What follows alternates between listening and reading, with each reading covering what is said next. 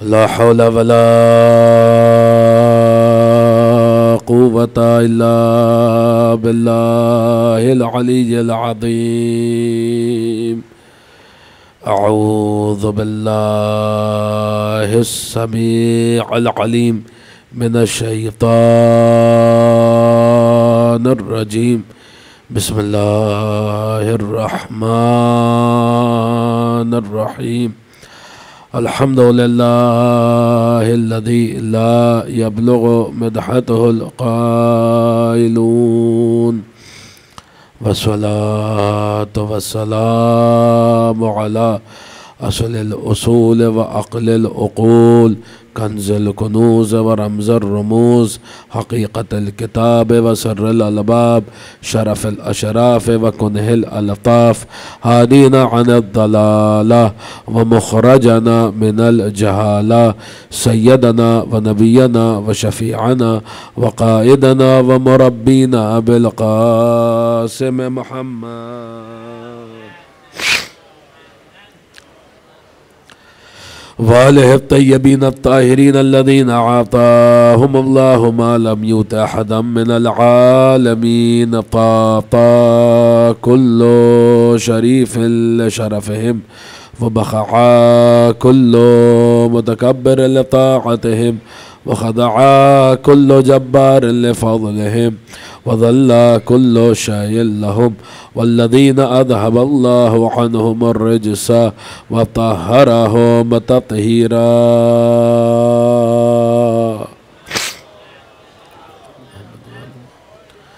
ولا سيما بقية الله في الأرضين، روحي وأرواح العالمين لتراب مقدمه فدا، ولعنة الله على أعدائهم وأعداء شيعتهم أجمعين من الآن إلى أبد الآبدين.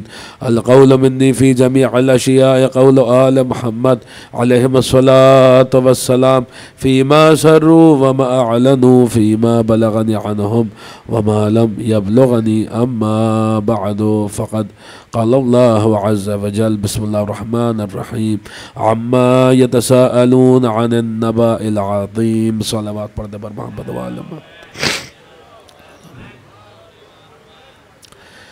اس مجلس اعزاء کی قبولیت کے لیے، معصومین کی تشریف آوری کے لیے اور اس کی روحانیت میں مزید اضافے کے لیے دل کی گہرائیوں سے ایک بلند ترین صلوات ارشاد فرما دے بر محمد وآلہ صلی علی محمد وآلہ محمد. شرح زیارت جامع کبیرہ بیان ہو رہی ہے، اور ہم ایک ایک لفظ پر، ظاہر سی بات ہے کہ ترجمہ بیان نہیں ہو رہا ہے، شرح بیان ہو رہی ہے.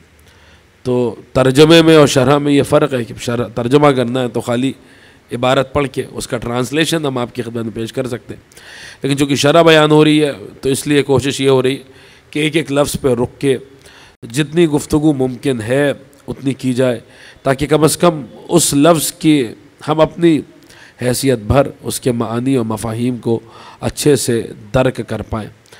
کل گفتگو یہاں پہ تمام ہوئی کہ السلام علیکم یا اہل بیت النبوہ، اے نبوت کے اہل بیت آپ پر سلام. لفظ اہل بیت پر گفتگو ہوئی کہ اہل بیت وہ ہیں. کل ایک رخ پیش کیا ہے کہ اہل بیت کو ڈھونڈنا ہے تو نبی کے حجروں سے ان کا تعلق مت دیکھو، بلکہ اللہ کے بیت سے، بیت خدا سے دیکھو کہ کس کا تعلق ہے. اور ایک ہی سلسلہ ہے جس سلسلے کا پہلا بھی ہمیں بیت اللہ سے ملا ہے اور 12واں بھی انشاءاللہ بیت اللہ ہی سے ملے گا. ایک صلوات پڑھ دے بر محمد وآلہ محمد صلی علی محمد وآلہ محمد. اہل بیت اس رخ سے کل گفتگو ہوئی کہ امام ہادی علیہ السلام زیارت جامع کبیرہ میں اہل بیت نبی پہ سلام نہیں کر رہے، اہل بیت نبوت پہ سلام ہو رہا ہے.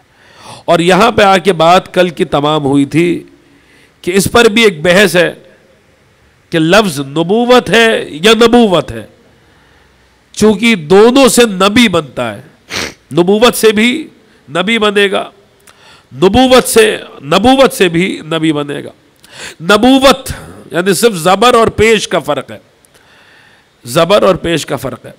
لیکن سنیے، اس رخ سے بھی سنیے کہ کل عرض کیا گیا نبوت جو لفظ ہے نون کے اوپر زبر، یہ بنا ہے لفظ نبا سے، اور ہمارا نبی سارے نبیوں میں سب سے بڑا نبی ہے، چونکہ وہ نبا کہتے ہیں خبر کو، نیوز کو، خبر کو.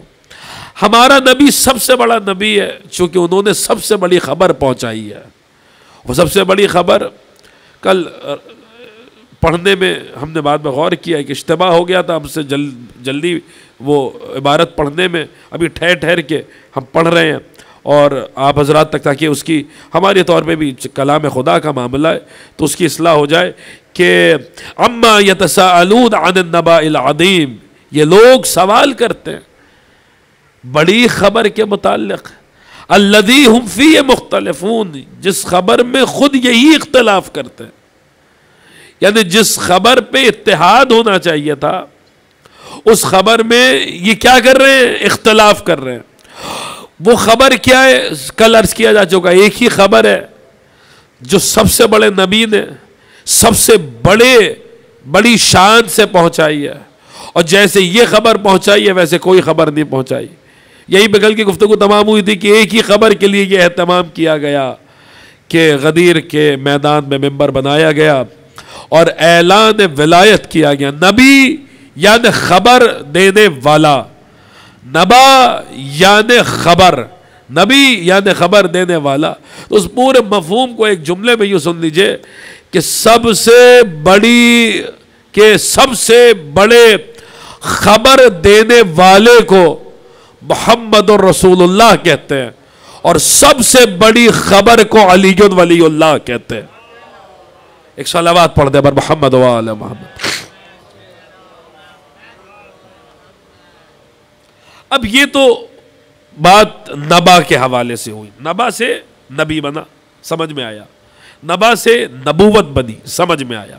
اب دوسرا جو لفظ ہے نون پر پیش کے ساتھ، نبوت، یہ کس سے بنا ہے؟ لفظ ہے نبو، نون بے واو حمزہ، نبو.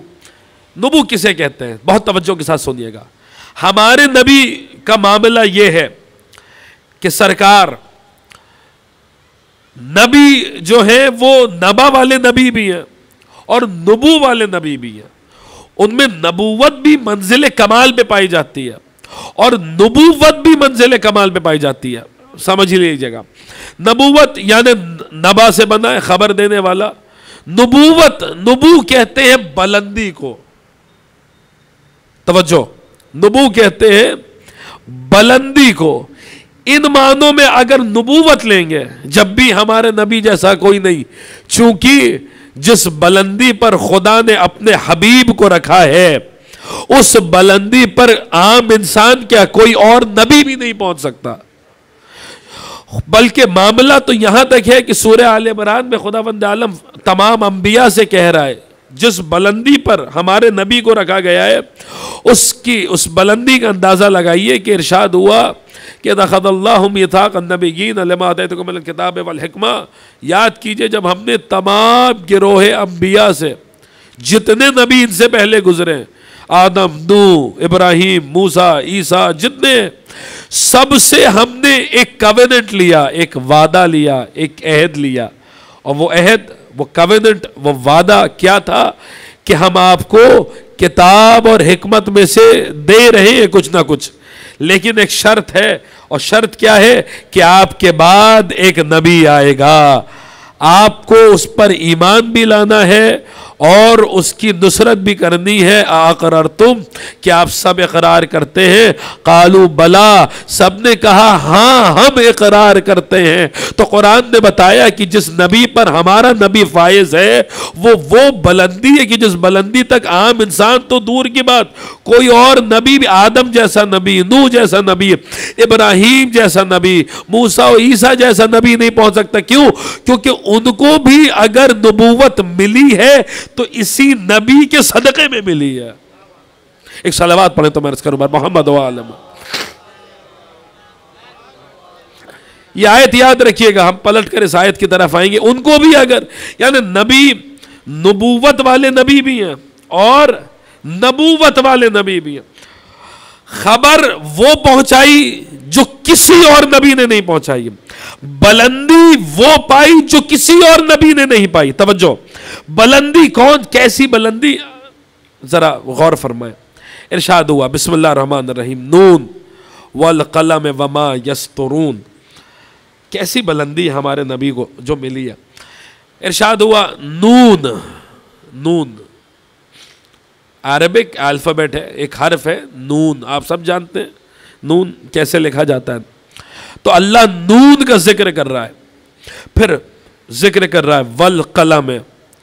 اب یہاں بعض نے جو ہے وہ ترجمہ یوں کیا ہے کہ نون اور قسم ہے قلم کی، نون اور قلم کی قسم، قلم کی قسم، وما یسترون، اور اس کا ذکر ہو رہا ہے کہ جسے لکھا گیا ہے. بہت توجہ دیکھیے، شاید کسی رخ سے بات ہو. نون، قلم اور وہ جو لکھا گیا، یسترون یعنی جو سطروں پہ آیا ہے، جو لکھا گیا ہے. نون کیا ہوتا ہے؟ بظاہر نون ایک الفابیٹ ہے، ایک حرف ہے، ٹھیک، لیکن نون کے معنی صرف الفابیٹ اور حرف تک محدود نہیں ہے. عربی زبان میں دوات کو بھی نون کہتے ہیں. دوات سمجھتے ہیں آپ کیا ہوتا ہے؟ انک پاٹ جس میں جو ہے وہ انک ہوتی ہے، سیاہی ہوتی ہے، اسے بھی عربی زبان میں کیا کہا جاتا ہے؟ نون. اب میری طرف توجہ فرمائیے گا، بہت توجہ. اس بلندی ہم سمجھ تو نہیں سکتے، کچھ حد تک اندازہ لگانا نا، تو یہ آیت سمجھا رہی ہے کہ بلندی ملی نبی کو. یہ جو اہل بیت نبوت ہیں، یہ کیا کس معیار پہ جا کر 10ویں امام گفتگو فرما رہے ہیں. نون والقلم وما یسطرون. نون ایک حرف بھی ہے نون، اور نون جو ہے وہ دوات کو بھی کہتے ہیں، جس کے اندر سیاہی ہوتی ہے، انک ہوتی ہے. سیاہی نون کے اندر ہوتی ہے. قلم کے ذریعے اس سیاہی کو کاغذ پر اتارا جاتا ہے. جب سیاہی کاغذ پر اتر آتی ہے تو اسے کیا کہتے ہیں؟ یہی بنتی ہے سطریں، لائنز. یعنی اگر میرا فرض کیجئے کہ میرے سامنے نون رکھا ہوا، یعنی دوات رکھی ہے، قلم رکھا ہے، کاغذ ہے، میرے دماغ میں جو کچھ ہے کہ اسے ظاہر ہونا چاہیے، مجھے یہ لکھنا چاہیے، جو کچھ میرے دماغ میں ہے، جب وہ منزل اظہار پہ آئے گا تو کس کے ذریعے آئے گا؟ اس سیاہی کے ذریعے آئے گا جو دوات میں ہے، اس قلم کے ذریعے آئے گا جو میرے ہاتھ میں ہے. توجہ فرمائیے گا. یعنی یہ سیاہی کیا ہے؟ یہ سیاہی یہ جو نون ہے، یہ وہ کنٹینر ہے جو اپنے اندر وہ میٹر رکھتا ہے، وہ مادہ رکھتا ہے کہ جو مادہ میرے خیالات کو اور میری تفکرات کو، میری فکر کو ظاہر کر دے. میں پہنچا پا رہا ہوں یا نہیں پہنچا پا رہا؟ جو میرے عقل میں ہے، جو میرے دماغ میں ہے، وہ ظاہر کس وسیلے سے ہوگا؟ اس وسیلے سے ہوگا جو نون میں ہے. اچھا، جو نون میں ہے یعنی دوات میں ہے، وہ ظاہر ہوگا تو کس وسیلے سے ہوگا؟ اس وسیلے سے ہوگا جو قلم میں ہے. یعنی اگر قلم نہ ہو تو نون کبھی ظاہر نہیں ہو سکتا.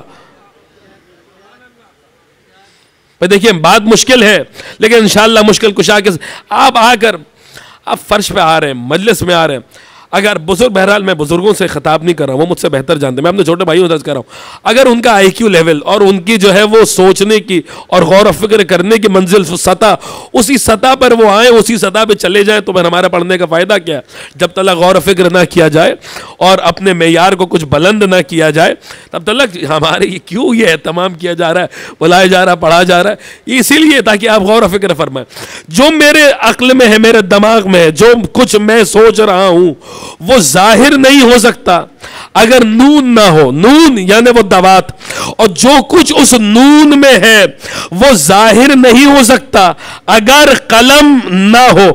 یعنی جو کچھ میں سوچ رہا ہوں اسے ظاہر کروں گا تو جو پہلا وسیلہ بنے گا وہ ہے نون. اور ہم یعنی جو کچھ میں سوچ رہا ہوں اور جو کچھ نون میں ہے یہ ظاہر ہوگا تو اس کا، ان دونوں کا جو پہلا وسیلہ بنے گا وہ کیا ہے؟ وہ ہے قلم. اب قدرت نے، مشیت نے کائنات میں جو کچھ بھی ظاہر کیا ہے اور جو کچھ بھی ظاہر ہونے والا ہے یہ سارا بھی یہ مواد جس آپ سمجھ لیجئے دوات میں پایا جاتا ہے کہ کائنات میں کون سی شے ظاہر ہوگی، کب ظاہر ہوگی، کس وقت ظاہر ہوگی، اور جو کچھ ظاہر ہو گیا اور جو کچھ ظاہر ہونے والا ہے یہ سارا میٹر جس وسیلے میں، جس جو ہے آپ سمجھ لیجئے کہ جس ذریعے سے یہ ظاہر ہوگا وہ ذریعہ، وہ وسیلہ، وہ واسطہ کیا ہے؟ وہ کائنات کا نون ہے، وہ کائنات کا دوات ہے. اور کائنات کے دوات کو اپنے مادے کو، اپنی سیاہی کو ظاہر کرنے کے لیے جس وسیلے کی ضرورت ہے وہ کیا ہے؟ وہ کائنات کا قلم ہے. وہ یہ نون اور قلم ہمارے انک پاٹ اور ہمارے پین کی بات نہیں ہو رہی ہے. یہ عالم تکوین یعنی جو کچھ بھی خدا نے خلق کیا ہے اور جو کچھ بھی خلق ہو چکا ہے اور جو کچھ بھی خلق ہونے والا ہے، جو کچھ وجود میں آنے والا ہے یعنی جو کچھ بھی ایگزسٹنس میں آنے والا ہے، جو کچھ بھی آئے گا وہ انہی دو وسیلوں کے ذریعے آئے گا. پہلا وسیلہ ہے نون، دوسرا وسیلہ ہے قلم. پہلا وسیلہ ہے نون، دوسرا وسیلہ ہے قلم. وہ خدا جو کچھ ظاہر کرے گا تو جس وسیلے سے ظاہر کرے گا اس میں پہلا وسیلہ ہے نون، دوسرا وسیلہ ہے قلم. اب یہ نون اور قلم کیا ہے؟ قرآن کو سمجھنا ہے تو وارثان نے قرآن سے سمجھیے. جب قرآن کے وارثوں سے پوچھا گیا کہ نون اور قلم کیا ہے تو جواب ملا کہ نون اور قلم یہ در حقیقت دو نام ہیں. کن کے نام ہیں؟ تو کہا گیا نون اسم لرسول اللہ صلی اللہ علیہ وآلہ والقلم اسم لامیر المؤمنین علیہ السلام.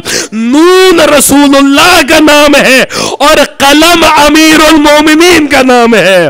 نون رسول اللہ کا نام ہے اور قلم مولا کائنات کا نام ہے. یعنی کاتب تقدیر جس وسیلے کے ذریعے اپنی کائنات میں اپنے امور کو نافذ کرتا ہے، ان وسیلوں میں سے پہلے وسیلے کو محمد رسول اللہ کہتے ہیں، دوسرے وسیلے کو علی ولی اللہ کہتے ہیں.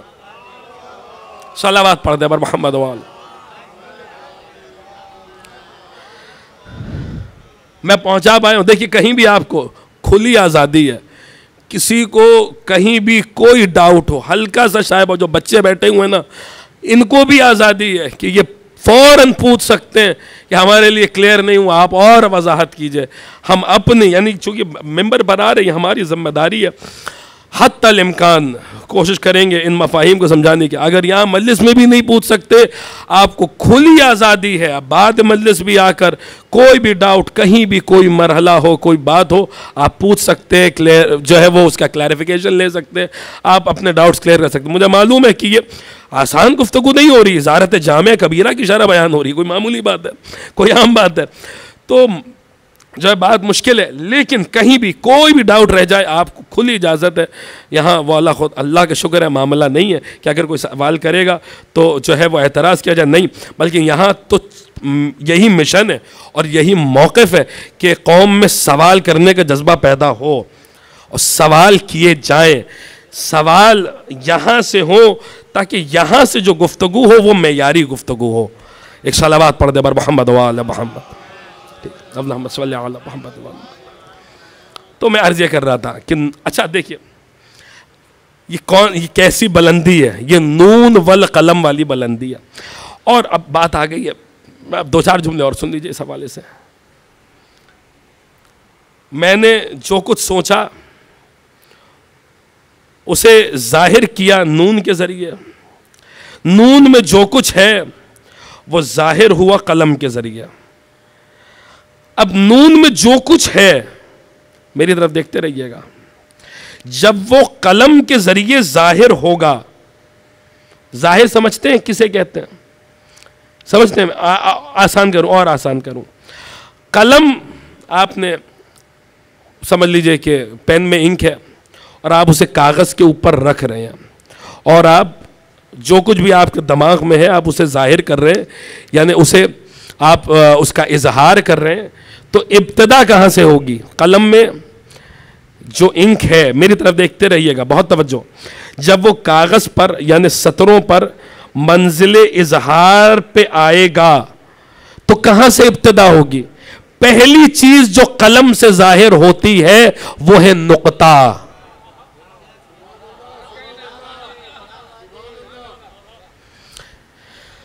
یعنی قلم کے پہلے ظہور کا نام ہے نقطہ. اور آسان کروں, قلم کی پہلی مینیفیسٹیشن کو نقطہ کہتے ہیں. نقطہ کیا ہے؟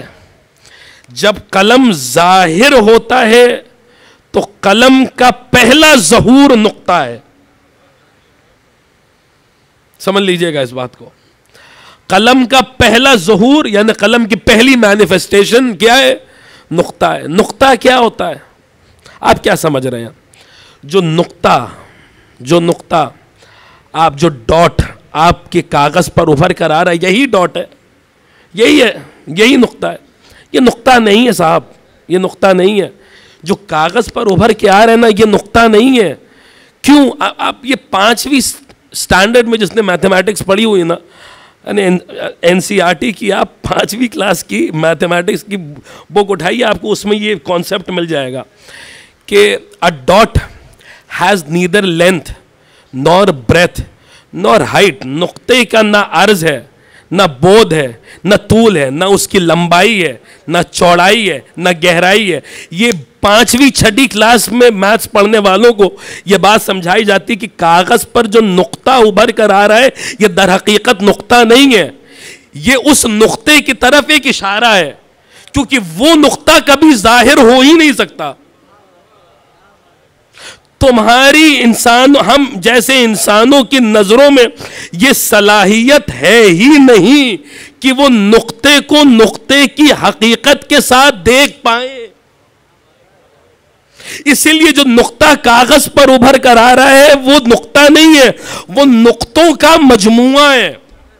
کئی ہزاروں کروڑوں نقطے مل کر ایک نقطہ بنائے. کیوں؟ کیونکہ جو حقیقت میں جو نقطہ ہے وہ تو نظروں میں آ ہی نہیں سکتا, چونکہ اس کی نہ لینتھ ہے, نہ بریتھ ہے, نہ ہائٹ ہے, وہ سامنے آ ہی نہیں سکتا. نقطہ کبھی سامنے آ ہی نہیں سکتا. نقطے کی حقیقت کبھی, صاحب میں کیا کروں, اس منزل تک گفتگو آ گئی ہے, میں نہیں جانتا آپ میرے ساتھ اس روش ادراک پر ہم سفر ہے یا نہیں ہے, لیکن بات آ گئی لہذا میں عرض کیے دے رہا ہوں. نقطے کی حقیقت تک کوئی بشر پہنچ ہی نہیں سکتا.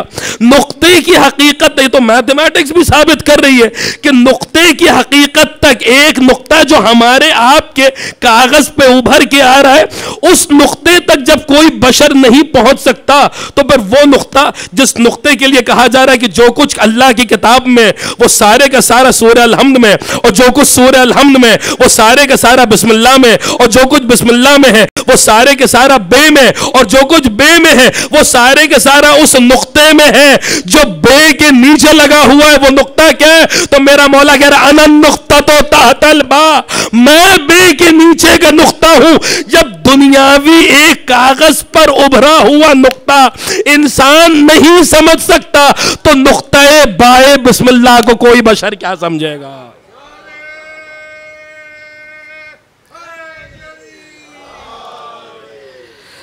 یہی وجہ ہے کہ میں آپ کی خدمت میں عرض کروں کہ ایک دن ایسا بھی آیا کہ سلمان, سمجھیے گا یہ ساری باتیں غور و فکر والی ہیں, ساری باتیں تفکر و تدبر والی ہیں, کہ سلمان آ کر امیر, نقطہ کبھی کسی کے سامنے آیا ہے, کبھی نقطے کی حقیقت ظاہر ہوئی ہے؟ کوئی ایسا کوئی انسان جو کہہ دے, تو میتھمیٹکس کے بنیادی سٹوڈنٹس وہ 5ویں 6ٹھی کلاس والے سمجھا دیں گے نقطہ کبھی سامنے نہیں آتا, تو نقطے کی حقیقت تک کوئی کیسے پہنچے گا؟ یہی وجہ ہے کہ سلمان ایمان کے کون سے درجے پر ہے؟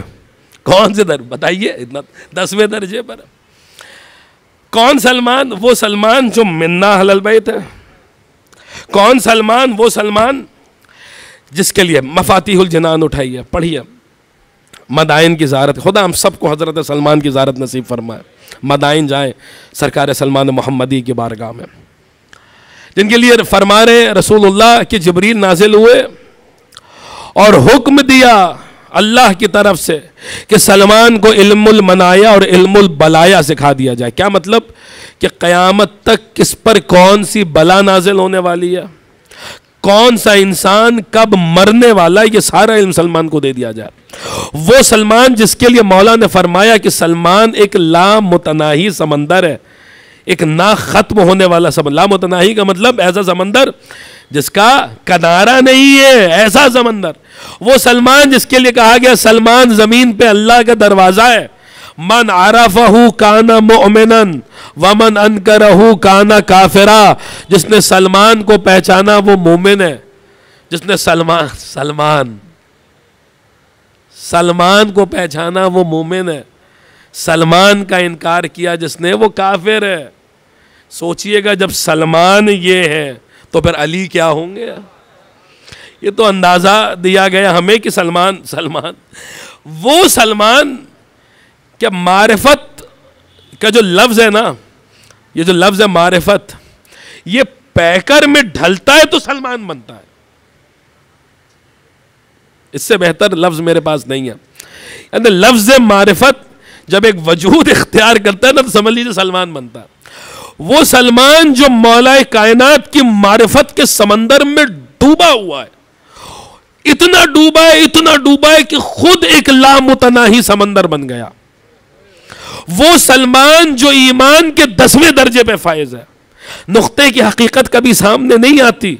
وہ سلمان جو ایمان کے 10ویں درجے پر فائز ہے، وہ سلمان جس کے سر پہ منیت کا تاج سجا ہوا ہے، وہ سلمان جسے سیدہ اپنا چچا کہتی ہیں، وہ سلمان جسے علی اپنا بھائی کہتے ہیں، وہ سلمان علی کے پاس آ کے سوال کیا کر رہے ہیں؟ سلمان جیسا عارف علی کے پاس آ کر کہہ رہے ہیں یا سیدی ما اسمک، اے میرے سید آپ کا نام کیا ہے؟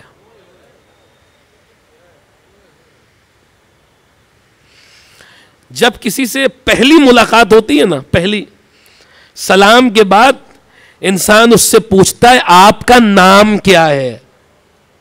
معرفت کی ابتدا یہاں سے ہوتی ہے، آپ کا نام کیا ہے.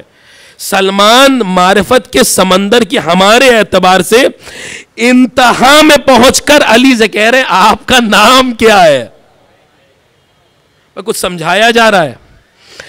اس منزل پر سلمان ڈوب کے معرفت کے سمندر میں اس منزل تک آئے ہیں کہ آ کر مولا کائنات سے پوچھیں کہ آپ کا نام کیا ہے. شاید آپ حضرات نہیں پہنچ رہے اس منزل تک. آپ سمجھ رہے ہیں میرے آپ کی بات نہیں ہو رہی ہے، اس سلمان کی بات ہو رہی ہے جس کی نماز جنازہ علی نے پڑھائی ہے، جسے غسل دینے کے لیے مولا کائنات باعجاز مدینے سے مدائن آئے ہیں، جس کے کفن پر مولا کائنات نے اپنے ہاتھ سے تحریر لکھی ہے. وہ سلمان اس منزل پر ہے کہ آ کر علی سے سوال کر رہے ہماری آپ کی کیا اوقات ہے، ہم کیا ہیں. سلمان آ کر علی سے پوچھ رہے یا سیدی ما اسمک، اے میرے سید آپ کا نام کیا ہے. نام کیا ہے؟ آپ سمجھ رہے نام، یہاں سے معرفت کی ابتدا ہوتی ہے. اور سلمان ہمارے اعتبار سے انتہا پہ پہنچ کے سوال کر رہے آپ کا نام کیا. اچھا مولا نے جو جواب دیا ہے وہ جواب بھی سننے لائق ہے. ہم جیسا کوئی پوچھتا ہماری کیا حیثیت سلمان کے سامنے، ہم کیا ہیں حضرت سلمان محمدی کے مقابلے پہ. میں اپنی بات کروں، مجھ جیسا گنہگار کہاں اور سلمان محمدی کہاں. سلمان کا معاملہ تو یہ صاحب، میں اپنے اگر جذبات کا اظہار کروں نا، میں تو یہ سمجھتا ہوں سلمان اگر روز محشر علی ہے، حسن ہے، سیدہ ہے، حسین ہے، سلمان اگر ہماری طرف روز محشر مسکرا کے دیکھ لے تو ہمارا بیڑا پار ہو جائے گا. اب اس پر میں دلائل نہیں دینے میں وقت میں، عنوان سلمان نہیں ہے یہاں، عنوان زیارت جامع کبیرہ ہے. لیکن بہرحال سلمان اس منزل پر پہنچ کر کیا کہہ رہے یا سیدی ما اسمک، اے میرے سید آپ کا نام کیا؟ اچھا علی بھی سلمان کو سلمان والا جواب دے رہے ہیں، عنبر آبدی والا جواب نہیں دیا علی نے۔ مجھ جیسا کوئی گنہگار امیر المومنین سے پوچھتا میرے مولا آپ کا نام کیا ہے، تو شاید میرا مولا کہتا انا اسمی فی الانجیل ایلیا وفی التورات بریا وفی الزبور عری وعند الروم بطریسہ وعند الترک بصیر وعند الفروس جبتر وعند العرب علی وعند امی حیدرہ۔ ارے میں وہ ہوں کہ میرا نام توریت میں، میرا نام انجیل میں ایلیا ہے، توریت میں بریا ہے، زبور میں عری ہے، روم والے مجھے بطریسہ کہتے ہیں اور فارس والے مجھے جبتر کہتے ہیں اور عرب والے مجھے علی کہتے ہیں، اور پہلے آسمان پہ میرا نام یہ اور دوسرے آسمان پہ میرا نام یہ اور تیسرے آسمان پہ یہ اور چوتھے آسمان پہ یہ۔ میں وہ ہوں کہ جسے میرے باپ نے جو ہے وہ، میں وہ ہوں کہ جسے میری ماں جو ہے وہ حیدر کہتی تھی، میں وہ ہوں کہ جس کا نام خدا نے علی رکھا ہے۔ شاید ہم جیسا کوئی ہوتا تو مولا یہ جواب اس طریقے کا کئی بار مولا نے جواب دیا اس طریقہ کی، فلاں قوم میں میرا نام یہ اور فلاں آسمان میں میرا نام یہ اور فلاں ملک میں میرا نام یہ۔ لیکن چونکہ سوال کرنے والا سلمان تھا تو یہاں پر خود آل محمد کا بتایا ہوا قاعدہ ہے کہ لوگوں سے ان کی عقلوں کے مطابق کلام کرو، لہٰذا عقل کل نے سلمان کی عقل کے مطابق جواب دیا، سیدی ما اسمک، اے میرے سید آپ کا نام کیا ہے؟ تو علی نے سلمان کو سلمان نقطہ کا بھی ظاہر ہوا ہے نہیں ظاہر ہوا، تو امیر المومنین نے سلمان سے فرمایا ظاہری امامتن و وصایتن و باطنی غیب لا یدرک، اے سلمان میرا ظاہر امامت ہے، میرا باطن ایسا غیب ہے جہاں تک کوئی پہنچ نہیں سکتا۔ ایک صلوات پڑھیں بر محمد و آلہ۔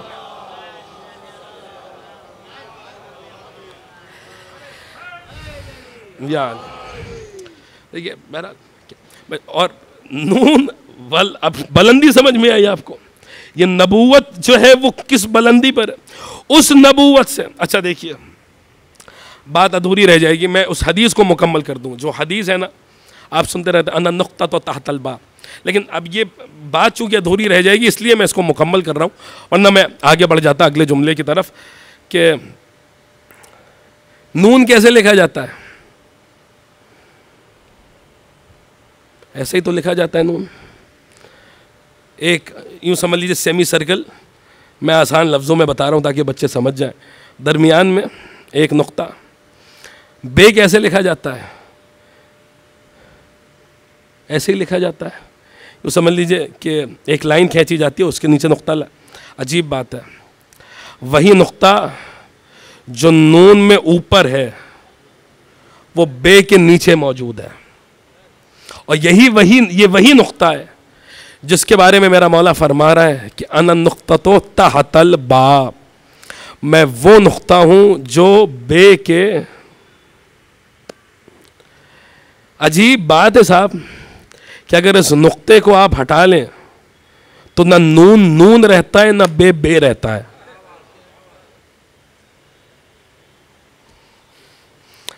اب سمجھ میں آیا میدان مباہلہ میں کیوں کہا گیا ندعو ابنانا و ابناکم ونساءنا ونساءکم وانفسنا وانفسکم، تم اپنے نفسوں کو لے کر آؤ،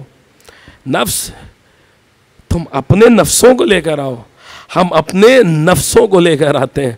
نفس کو اگر انسان سے ہٹا دیا جائے تو پھر انسان کا وجود ختم ہو جائے گا۔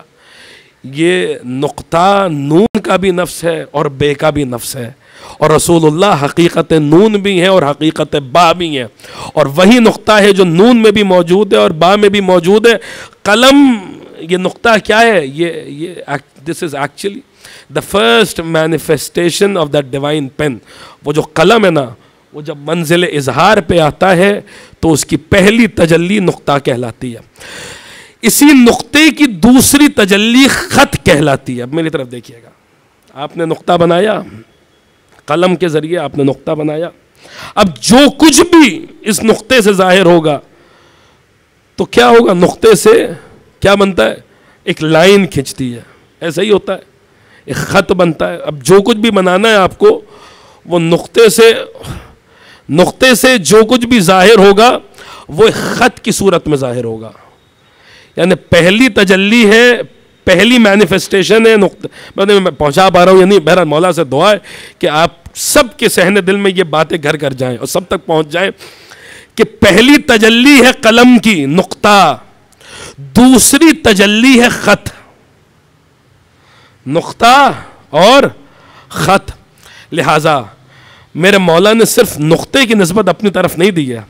یہی وجہ ہے کہ مولا کائنات نے جب نقطے پر گفتگو کی ہے تو صرف اپنے آپ کو نقطہ نہیں کہا، بلکہ آگے بڑھ کے کہا کہ انا النقطہ وانا الخط وانا النقطۃ والخط، میں ہی نقطہ ہوں اور میں ہی خط ہوں. وہ پہلی تجلی بھی میری ہے، یہ دوسری تجلی بھی میری ہے. ایک صلوات پڑھ دے بر محمد و آل محمد. بہرحال عزیزان گرامی، یہ بلندی یعنی جو کچھ کائنات میں نافذ ہو رہا ہے، جو کچھ بھی کائنات میں خدا خلق کر چکا ہے، خلق کر رہا ہے، وہ جس بلندی کے ذریعے نافذ ہو رہا ہے وہ بلندی ہمارے نبی کی نبوت کی ہے، ہمارے نبی کی نبوت کی ہے. السلام علیکم یا اہل بیت النبوہ وموضع الرسالہ. بس جلدی سے سنیے، ایک صلوات پڑھ دیں آپ. ذرا میں وقت دیکھ لوں. اللہم صلی علی محمد وعلی محمد. بس سنیے دو چار باتیں اس حوالے سے گفتگو آج کی تمام کروں کہ السلام علیکم یا اہل بیت النبوہ وموضع الرسالہ. موضع الرسالہ، موضع کسے کہتے ہیں؟ موضع کسے کہا جاتا ہے؟ آپ میں سے جو حضرات ان علاقوں سے تعلق رکھتے ہیں، اب یہ ہمارے ہندوستان میں آج بھی یہ لفظ موضع رائج ہے کچھ علاقوں میں. آپ اگر یو پی وغیرہ سائڈ جائیں تو وہاں آپ پوچھئے کسی سے جو پرانے کسی گاؤں سے تعلق رکھتا ہے تو وہ آپ کا موضع کیا ہے، تو وہ جو ہے وہ جواب دے گا کہ ہمارا موضع مثلا اعظم گڑھ میں ہے یا جونپور میں ہے یا بنارس میں ہے. کیا مطلب موضع کا؟ لفظ ہے، اصل لفظ ہے وضع. وضع کہتے ہیں بنانے کو. توجہ، وضع کہتے ہیں، کل آیت آئی انا اول بیت وضع للناس، پہلا گھر جو انسانوں کے لیے وضع کیا گیا یعنی بنایا گیا. موضع آسان ترین لفظوں میں، اصطلاحی معنوں میں یعنی رائج معنوں میں اس جگہ کو کہتے ہیں جہاں سے کوئی شے تعلق رکھتی ہے. جہاں سے کوئی شے تعلق رکھتی ہے وہ کیا ہے؟ وہ ہے موضع. اب مثال کے طور پہ میں کہوں کہ میرا جو موضع ہے، فرض کر لیجئے لکھنؤ ہے، یعنی میں لکھنؤ سے تعلق رکھتا ہوں، میرا موضع لکھنؤ ہے. السلام علیکم یا اہل بیت النبوہ وموضع الرسالہ، نبوت کے اہل بیت آپ پر سلام، رسالت کے موضع آپ پر سلام.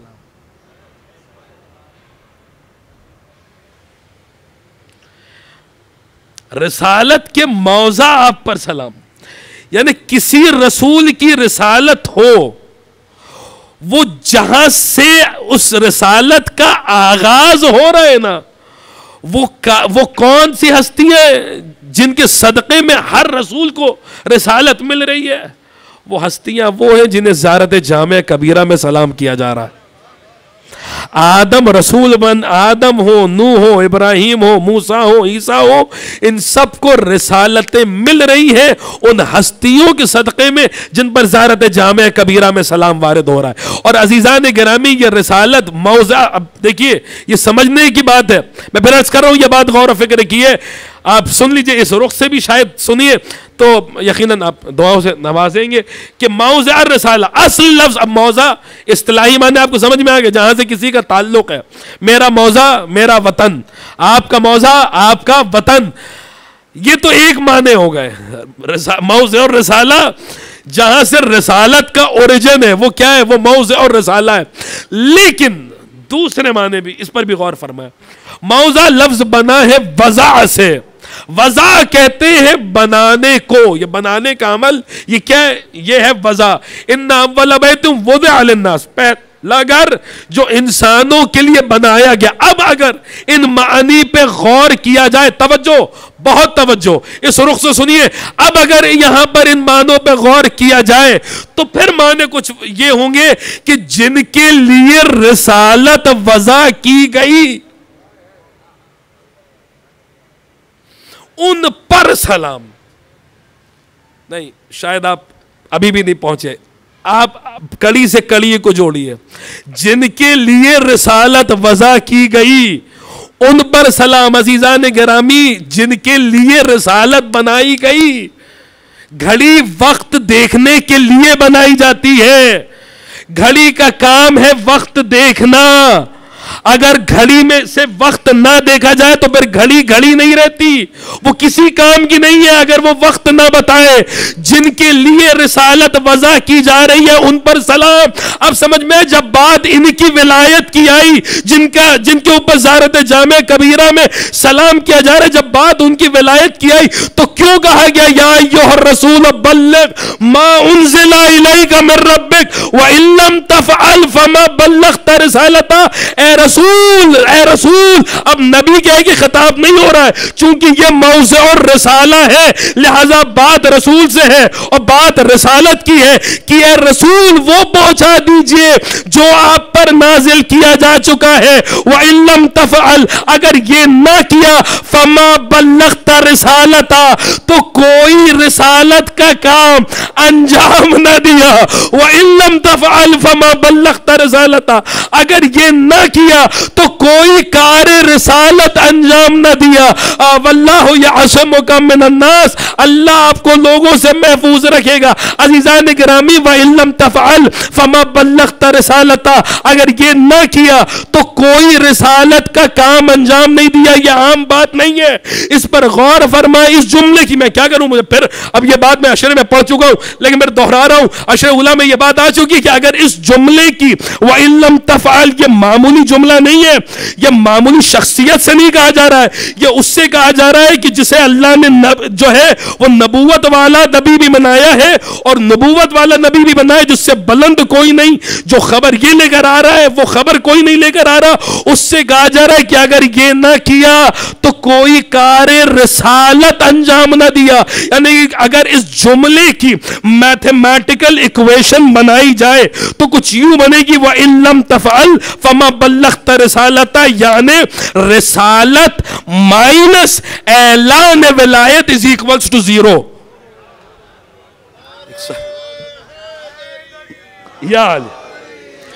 یا اگر کہیں پر غلطی ہو تو آپ مجھے متوجہ کرا دیے کہ نہیں آپ نے جو میتھ صحیح سے نہیں پڑھی, آپ سے یہاں پہ یہ خطا ہے. اب آپ مجھے متوجہ اگر نہیں کرا رہے تو پھر مانیے وَإِن لَمْ تَفْعَلْ فَمَا مَوْضِعُ الرِّسَالَہ کے معنی اس آیت سے بہتر آپ کو سمجھ میں نہیں آئیں گے. وَإِن لَمْ تَفْعَلْ فَمَا بَلَّغْتَ رِسَالَتَا, اگر یہ نہ کیا تو کوئی رسالت کا کام, یعنی رسالت مائنس اعلان ولایت is equals to 0. کیا مطلب, جنہوں نے الجبرا پڑھا ہوا ہے, x minus y is equals to 0 کا مطلب کیا ہوتا ہے, x is equals to y, یعنی رسالت مائنس اعلان. موضع اور رسالہ کیا ہے, یہی ہے موضع اور رسالہ. رسالت مائنس اعلان ولایت is equals to 0 کا مطلب یہ ہوا رسالت is equals to اعلان ولایت. صلوات پڑھ دے بر محمد و آل محمد.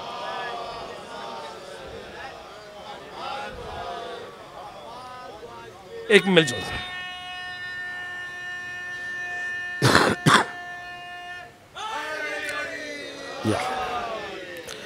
عزیزان گرامی, بات تمام کر دی.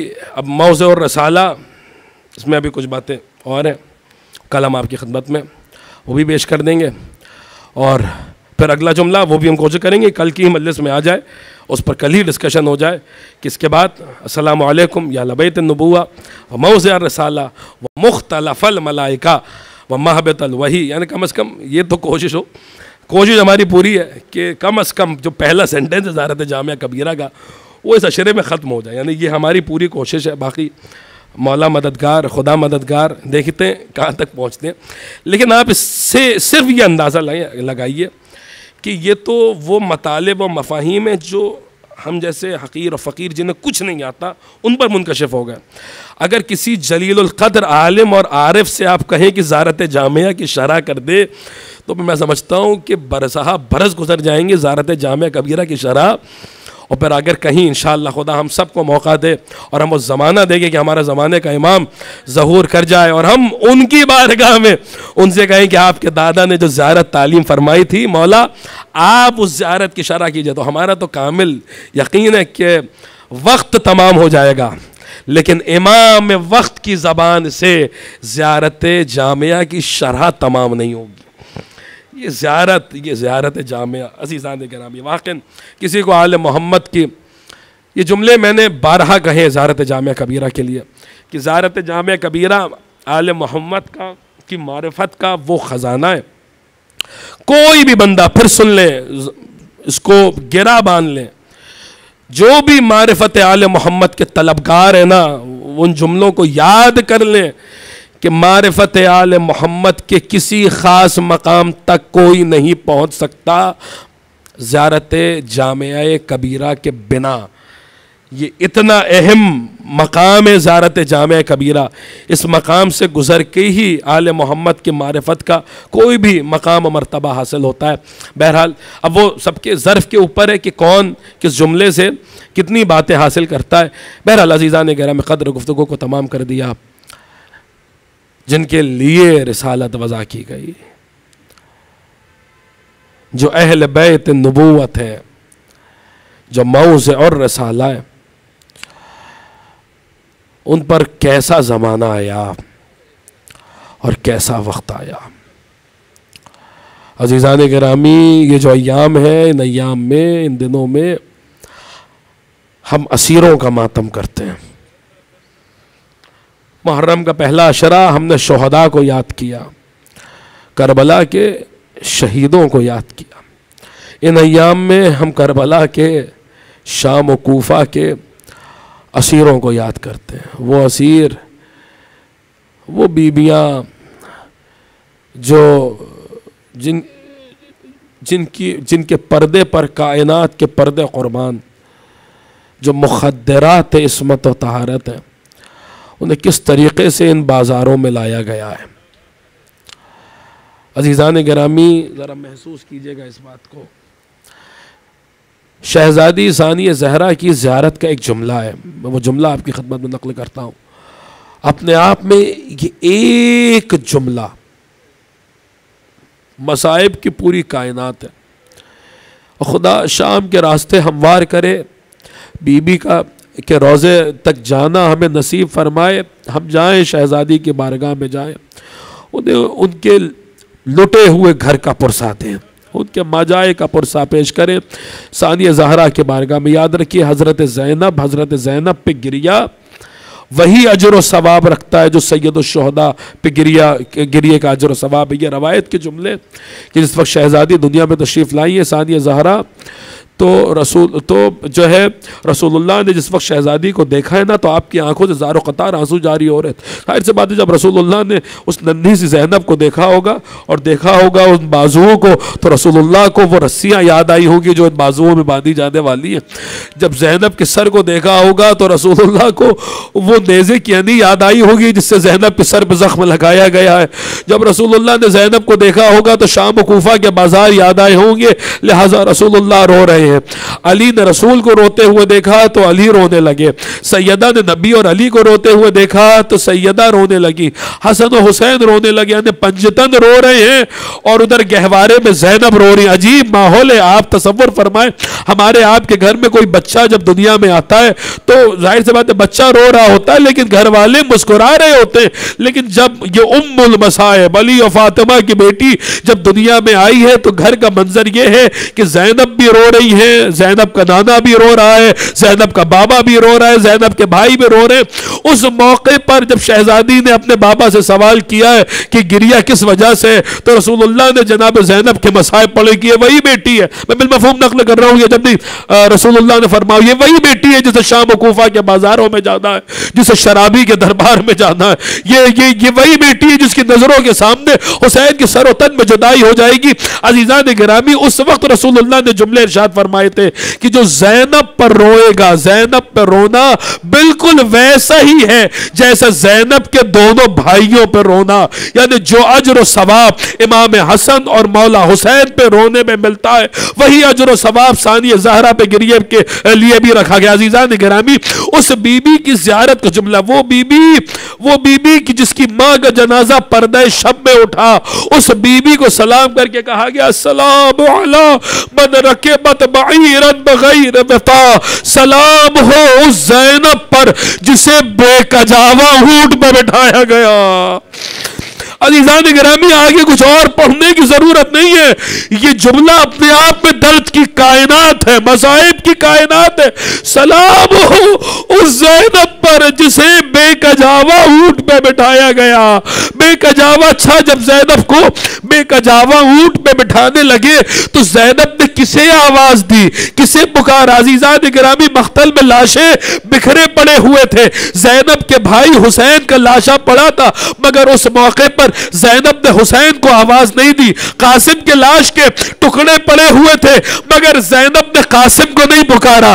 علی اکبر جسے خود زینب نے پروان چڑھایا تھا، لاشا پڑا ہوا تھا مگر زینب نے علی اکبر کو آواز نہیں دی، کسے پکارا؟ زینب نے۔ تو وہی زیارت خود بتا رہی ہے، السلام علی من، میرے خدا ان آنسوؤں کے صدقے میں ہم سب کو شام کی زیارت نصیب فرمائے۔ السلام علی من رکبت بعیرا بغیر وطا ونادت اخاها ابا الفضل بهذا النداء اخی ابا الفضل انت الذی ارکبتنی ذرات الخروج من المدینہ۔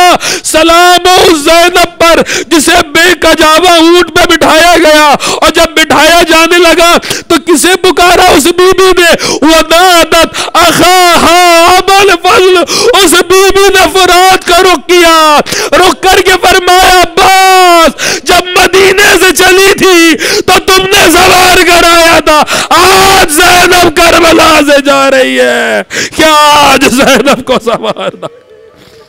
الا لعنت اللہ علی القوم الظالمین۔ اللہم عجل لولیک الفرج وجعلنا من اعوانہ وانصارہ وشیعتہ ومحبیہ۔ آپ حضرات سے گزارش، اول و آخر 3 دفعہ درود، ایک مرتبہ سورہ الحمد اور 3 دفعہ سورہ اخلاص کی تلاوت فرما کے گلستان ہند کے تمام مرحومین کی ارواح کو اصال فرمانا۔ بسم اللہ۔